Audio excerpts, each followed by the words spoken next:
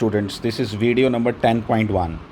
मैंने 10 की सीरीज़ क्यों शुरू की, क्योंकि ये डिफरेंट टाइप के न्यूमेरिकल्स हैं। इसमें हम पोटेंशियल एनर्जी को लेके डिस्कस करने वाले हैं। पोटेंशियल एनर्जी, ठीक है, आप देखेंगे जरा। देखो यहाँ पे मैंने इस क्वेश्चन के अंदर हमने दो स्फीयर्स लिए हैं, लेकिन ये हॉलो नॉन कंडक्टिंग स्फीयर है और ये सॉलिड नॉन कंडक्टिंग स्फीयर है। मैं इसको दूसरी लैंग्वेज में बात करता हूँ। ये केस 1 है, ये केस 2 है।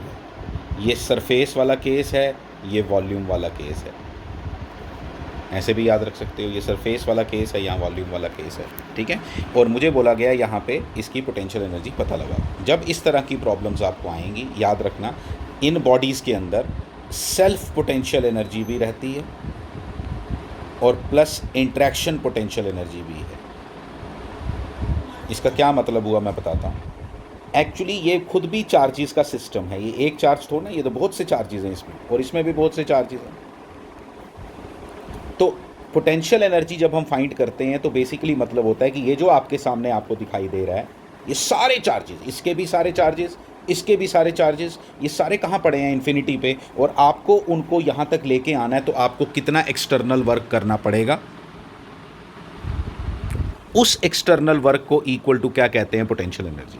या आप बोल सकते हो कितना काम कंजर्वेटिव फोर्सेस को करना पड़ेगा, कितना काम कंजर्वेटिव फोर्सेस को करना पड़ेगा, that is equal to minus of potential energy. ठीक है, ऐसे बात करते हैं। आपको कोई इतना दिमाग लगाने की ज़रूरत नहीं है, मैं आपको बता देता हूँ। अगर इसके सारे चार्जेस कहाँ पे पड़े हैं? ये सारे चार्जेस इन्फिनिटी पे। वहाँ से अगर इनको लाना हो इन्फिनिटी से इन सारे चार्जेस को, इसके वाले, तो एनर्जी रिक्वायर्ड होती है। फार्मूला मैंने आपको लिख के दिया था। फार्मूला है KQ²/2R। इसके लिए डायरेक्ट याद रखो। और इसके लिए फार्मूला है 3/5 KQ²/R। इसका ये और इसका ये। लेकिन जब देखो मैं बताता हूँ। इसका जब एक एक चार्ज आप लेके आ रहे थे, जब पहला चार्ज आप लाते हो इसका पॉइंट चार्ज, उसके लिए आपको कितना काम करना पड़ता है? 0। लेकिन जब दूसरा लाते हो, तीसरा लाते हो, तो उनको उनके अगेंस्ट काम करना पड़ता है। इन फोर्सेस के अगेंस्ट, इलेक्ट्रोस्टैटिक फोर्सेस के अगेंस्ट काम करना पड़ता है। तो यानी कि आप इस तरह से समझोगे, जब मैंने इसको, इस पूरे सिस्टम को यहाँ लाया तो मुझे कितना काम करना पड़ा? KQ²/2R। लेकिन जब मैं इसको लाऊंगा तो इसको लाने में तो लगेगा ही लगेगा, लेकिन ये वाली इलेक्ट्रोस्टैटिक फोर्सेस के कारण भी काम करना पड़ेगा। तो वो कैसे निकालेंगे मैं बताता हूँ आपको। देखो, ये आ गया इसका अपना सेल्फ, और ये होता है इंटरैक्टिव। वो कैसे निकालना है? इसके कारण इसके हर पॉइंट पे पोटेंशियल कितना है?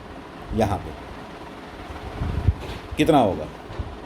ये सारे पॉइंट बाहर हैं, तो आपने इसके सारे चार्ज को क्या मान लेना है?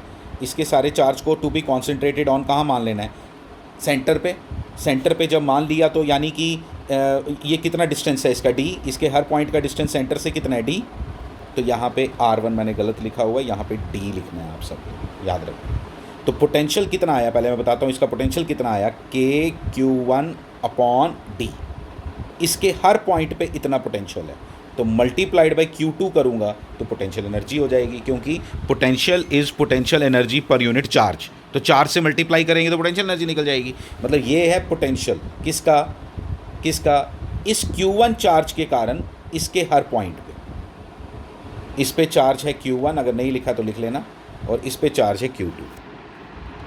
तो इसका पूरा चार्ज जब इसके साथ मल्टीप्लाई करेंगे तो ये आ जाएगा। तो क्या करना है आपने ऐसी प्रॉब्लम्स में? वेरी सिंपल, ज़्यादा कॉम्प्लिकेट नहीं करते। सेल्फ और इंटरैक्टिव कैसे लिखी? इसके कारण इसके हर पॉइंट के ऊपर कितना पोटेंशियल?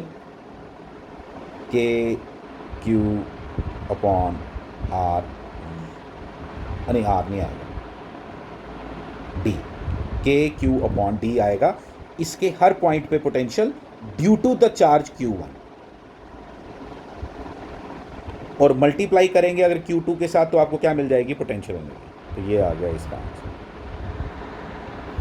एक और प्रॉब्लम है इसके ऊपर, बिल्कुल सेम उसी तरह से। इसमें 2 शेल्स ले लिए, फिर इसमें भी वही है, ये सारे चार्जेस कहाँ पड़े हैं, इन्फिनिटी पे। फिर से इसकी अपनी सेल्फ वाली पोटेंशियल एनर्जी, इसकी भी सेल्फ वाली और इंटरेक्टिव वाली भी लेनी है। इंटरेक्टिव वाली कैसे लेंगे उसके ऊपर बात करता हूँ पहले। इंटरेक्टिव वाली लेने के लिए इसके हर पॉइंट पे potential due to the charge Q1 कितना होगा, ये सारे बाहर पॉइंट हैं, तो उसके लिए डिस्टेंस कहाँ से लेना होता है, सेंटर से। कितना है वो, R2, तो कितना आ गया KQ1/R2।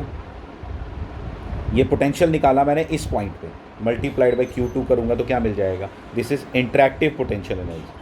सेल्फ वाली तो आपको याद ही है, ये लिखा है मैंने, self first shell, self second shell, interactive. Important यही है इंटरेक्टिव, ये तो याद किए हुए हैं आपने सीधा सीधा। Thank you.